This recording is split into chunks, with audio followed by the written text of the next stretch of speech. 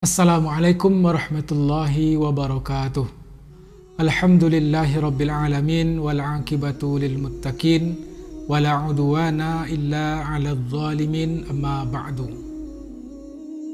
Buya Hamka yang lahir pada tanggal 17 Februari 1908 dan wafat pada 24 Juli 1981 merupakan perjalanan hidup yang cukup panjang bagi umat Nabi Muhammad SAW.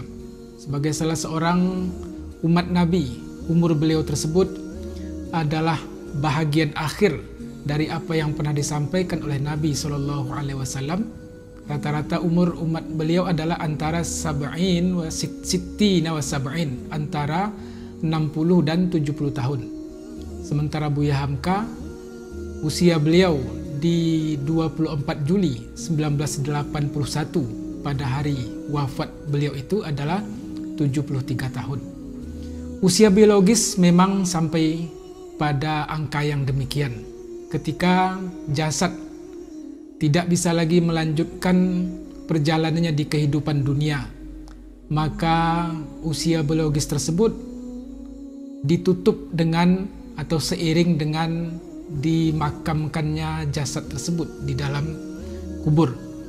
Tetapi usia lain yang bisa pula kita jadikan sebagai pelajaran dari apa yang diistilahkan oleh Buya Hamka dalam salah satu penjelasan beliau pada tafsir Al-Azhar, yaitu Al-Baqiyatus Shalihat, yaitu jejak yang baik. Maka jejak yang baik ini akan bisa melampaui umur biologis seseorang. Peninggalan-peninggalan yang baik akan melewati batas usia yang sudah Allah tetapkan bagi seseorang itu. Maka jejak-jejak yang baik ini yang di kemudian hari akan melahirkan amalan-amalan jariah bagi kita dan bagi seluruh kaum muslimin. Sebab ketika jasad tak bisa lagi digerakkan untuk beribadah, ketika pikiran tak bisa lagi diarahkan untuk mengkaji ayat-ayat Allah, ketika harta benda tidak bisa lagi kita secara langsung untuk bersedekah di jalannya ataupun mengeluarkan zakatnya, tetapi jejak-jejak yang baik yang pernah dilakukan oleh anggota tubuh kita ini, jejak-jejak yang baik yang pernah dilakukan terhadap karunia harta yang Allah berikan kepada kita akan senantiasa mengalirkan kebaikan demi kebaikan. Maka dari perjalanan hidup Buya Hamka, banyak pelajaran yang bisa kita lihat dari seorang otodidak, dari seorang yang tidak mempunyai jenjang pendidikan formal. Tapi bukan beliau seorang dengan kondisi yang demikian, karena memang pada awal abad ke-20 kita melihat betapa juga tak sedikit alim ulama yang mereka tersebut memang secara formal tidak menempuh pendidikan seperti yang dialami atau seperti yang bisa kita temukan pada hari ini. Jenjang-jenjang pendidikan resmi pada awal abad 20-an atau sebelum itu kita kenal hanya sebagai halakoh-halakoh ataupun pesantren-pesantren tradisional. Tetapi walaupun demikian, jejak keilmuan mereka, jejak keikhlasan mereka, jejak kebaikan demi kebaikan yang mereka torehkan dalam kehidupannya itu menjadi abadi sampai pada hari ini. Betapa ulama yang kitab mereka ditulis ribuan tahun yang silam senantiasa dipelajari, senantiasa dikaji, dan senantiasa banyak orang yang mendapatkan faedah dan manfaat darinya, dari ilmu yang para ulama tersebut tulis. Demikian pula akan berbanding, mereka juga akan mendapatkan pahala jariah, pahala yang senantiasa mengalir seiring dengan ilmu bermanfaat yang mereka tulis itu. Dalam perjalanan Buya Hamka ini kita melihat sebagai pengakuan terhadap diri beliau yang mempunyai kapasitas sebagai seorang tokoh, maka sekelas Universitas Al-Azhar Mesir menganugerahkan kepada beliau Dr. Honoris Causa, doktor kehormatan, Beliau termasuk orang, kemudian dalam lingkaran keluarga dan dalam lingkaran antara guru dengan murid yang mendapatkan kehormatan ini. Maksudnya adalah ayah beliau sebelumnya, Dr. Haji Abdul Karim Amrullah, juga telah mendapatkan gelar kehormatan Dr. Honoris Causa itu dari Universitas Al-Azhar Mesir. Dan kemudian hal yang sama juga didapatkan oleh sang anak, yaitu Buya Hamka sendiri pada tahun 1959. Kemudian dalam lingkaran antara guru dan murid, di samping beliau ini adalah merupakan anak biologis dari ayahnya, Haji Abdul Karim Amrullah, tetapi Haji Abdul Karim Amrullah itu juga merupakan guru bagi Buya Hamka. Kemudian satu lagi, Hajah Saikhah Rahma El-Yunusiyah. Beliau juga merupakan murid dari Haji Abdul Karim Amrullah yang juga mendapatkan Dr. Honoris Causa dari Universitas Al-Azhar Mesir. Jadi ada guru yang mendapatkan kehormatan. Kemudian gelar kehormatan itu rupanya juga ikut mengalir kepada anak biologis beliau, Buya Hamka, dan anak ideologis beliau yang lain. Buya Hamka di samping anak biologis juga menjadi anak ideologis. Dan ada satu lagi, seorang wanita cerdas, perempuan yang sangat progresif karena ikut berjuang, dan juga seorang intelektual muslimah, yaitu Hajah Saikhah Dr. Rahma El-Yunusiyah yang merupakan murid dari Haji Abdul Karim Amrullah tadi. Betapa ini merupakan jejak-jejak kebaikan, yang jejak kebaikan mereka ini diakui oleh perguruan tinggi sekelas Universitas Al-Azhar Mesir. Belum lagi kemudian setelah itu, kita juga mendapatkan bagaimana jejak kebaikan Buya Hamka ini juga dihargai oleh Universitas Profesor Mustofa Beragama. Beliau dianugerahi gelar Dr. Honoris Causa. Samping itu, Universitas Kebangsaan Malaysia pada tahun 1974 juga menganugerahkan gelar yang sama kepada Buya Hamka, yaitu Dr. Honoris Causa. Dalam perjalanan hidup beliau selama 73 tahun itu, mendapatkan 3 gelar doktor kehormatan. Ini menunjukkan jejak-jejak langkah beliau yang direkam oleh 3 kampus besar tadi tentang kebaikan-kebaikan yang telah beliau torehkan. Terlepas dari beliau tidak menjadi seorang yang tamat sekolahnya, terlepas beliau mendapatkan banyak juga kritikan dari sana dan sininya, tetapi bentuk penghormatan ini adalah merupakan al-baqiyatus sholihat, jejak yang baik, amalan-amalan kebaikan yang mendapatkan penghargaan, terutama ini adalah terkait dengan dakwah beliau. Para pemirsa sekalian, pada tahun 1993, tepatnya pada bulan November, dalam sisi sebagai seorang pejuang bangsa ini, Buya Hamka mendapatkan bintang Mahaputra dari pemerintah Republik Indonesia. Dan pada tahun 2011 yang lalu, pemerintah juga memberikan penghargaan kepada beliau sebagai salah seorang pahlawan nasional Republik Indonesia. Dari sisi akademis, Dr. Honoris Causa.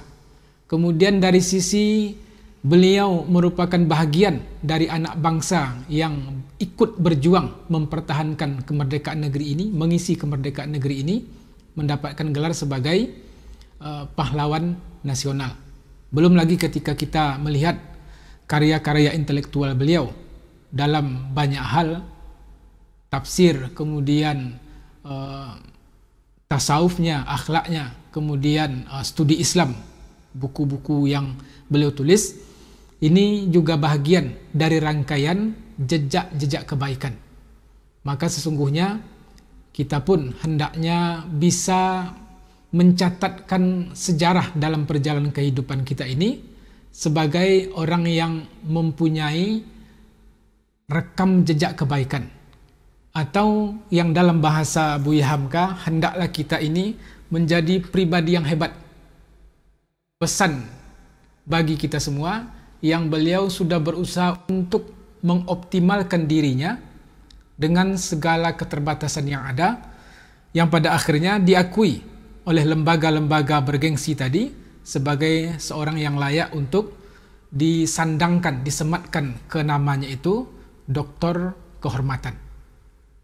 Salah seorang penulis dari luar negeri, James Rush, setelah dia mempelajari tentang Buya Hamka ini, sehingga akhirnya dia mengambil sebuah garis besar dari perjalanan Buya Hamka, yaitu Adi Cerita Hamka, visi Islam sang penulis besar untuk Indonesia modern.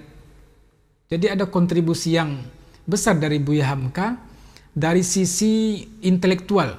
Tulisan-tulisan beliau yang banyak beredar, buku-buku yang selalu mengalami cetak ulang, ini menunjukkan tentang peran dan kontribusi Buya Hamka dalam membentuk Indonesia modern ini. Tidak sedikit peran beliau. Bahkan dalam sambutannya terhadap buku yang ditulis oleh James Rush ini, seorang ilmuwan dari Boston University, saya bacakan seperti yang tertulis di cover belakang buku ini, namanya Robert W. Hefner. Dia menyebutkan tentang Buya Hamka bahwa hanya sedikit intelektual dan aktivis muslim yang lebih besar pengaruhnya di Indonesia modern dibanding Hamka. Dalam buku yang penuh rincian dan ditulis apik ini, maksudnya dalam buku ini, James Rush telah menyediakan suatu kisah yang menyentuh dan layak dirujuk mengenai tokoh yang kompleks ini. Satu sumbangan besar. Ini pengakuan yang datang dari luar negeri, bahwa walaupun keberadaan beliau adalah di sini, tetapi jejak-jejak kebaikan itu juga terlacak oleh orang yang tinggal nun jauh di Eropa, orang yang tinggal nun jauh di benua Amerika sana. Betapa jejak-jejak kebaikan itu akan senantiasa bisa dibaca, kemudian dilacak oleh orang yang memang mengetahui bahwa apa yang telah beliau perjuangkan itu sebagai sesuatu yang layak untuk diapresiasi. Buya Hamka ketika menjelaskan Al-Baqiyatus Shalihat seperti yang terdapat pada surah Al-Kahfi ayat yang ke-46, beliau memberikan penjelasan bahwa Al-Baqiyatus Shalihat itu adalah seperti yang disebutkan oleh para ulama. Beliau mengutipkan di sini berupa solat 5 waktu yang kita tunaikan. Di samping itu juga kalimat la haula wala quwwata illa billah yang kita ucapkan. Itu merupakan jejak-jejak kebaikan kita. Selanjutnya selalu pula kita baca zikir yang disebut sebagai Al-Baqiyatus Shalihat ini. Senantiasa berzikir kepada Allah. Itu merupakan bahagian dari jejak yang baik atau bekas yang indah dalam kehidupan kita. Moga-mogalah, ujar Buya Hamka, keinginan kita, keingatan kita kepada Allah Subhanahu wa Ta'ala selalu menjadi jejak yang baik dari hidup kita dan menjadi penimbun yang baik dari kelainan dan kealfaan kita. Betapa kalimat ini beliau mengistilahkannya Al-Baqiyatus Shalihat, amalan-amalan soleh yang kita lakukan, mudah-mudahan itu menjadi penimbun, penutup dari kealfaan yang pernah kita perbuat, kelalaian yang pernah hadir dalam kehidupan kita, maka hendaklah kita tutup kelalaian dan kealfaan tersebut dengan Al-Baqiyatus Shalihat, dengan jejak yang baik ataupun dengan bekas-bekas yang indah. Artinya, selama hayat masih di kandung badan, selama umur masih Allah karuniakan kepada kita, disitulah kita bisa memerankan diri untuk menginvestasikan segala macam kebaikan-kebaikan dan berusaha menjadikan apa saja yang Allah karuniakan kepada kita sebagai sesuatu yang bisa menjadikan diri kita dikenang mempunyai jejak yang baik tadi. Para pemirsa sekalian, kemudian pada sisi lain ada hal menarik yang bisa kita simak beberapa saat lagi tentang bagaimana Buya Hamka melihat umur yang kita lalui ini. Di peringatan atau rangkaian perjalanan umur Buya Hamka yang pada tahun ini mencapai angka 115 tahun. Usia jasad beliau seperti yang tadi kami sebutkan hanya 73 tahun. Tetapi kalau dihitung sejak 17 Februari 1908 sampai pada 17 Februari 2023 ini, artinya sudah 115 tahun kehadiran Buya Hamka secara fisik adalah 73 tahun, tetapi setelah kewafatan beliau itu sampai pada hari ini sudah memasuki angka 115 tahun. Usia yang sudah tidak lagi diikuti oleh hadirnya jasad. Angka yang sudah tidak diikuti lagi oleh tausiah ataupun ceramah-ceramah beliau.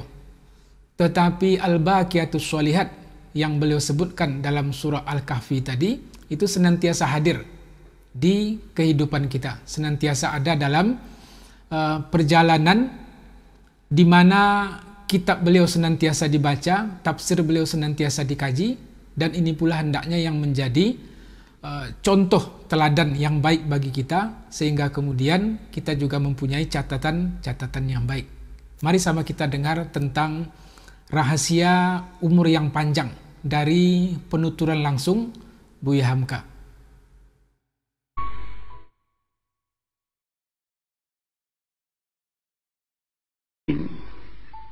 Saudara-saudara pendengar yang terhormat, kita sudah mati hancur di kandung tanah, tapi masih hidup. Ada orang yang berumur sampai 100 tahun misalnya, atau lebih sedikit, tidak pula banyak lebihnya itu. Belum saya mendengar berita di dunia ada orang yang berumur 200 tahun, tidak. Paling banyak ya 120, 130 tahun, itu pun sudah lemah.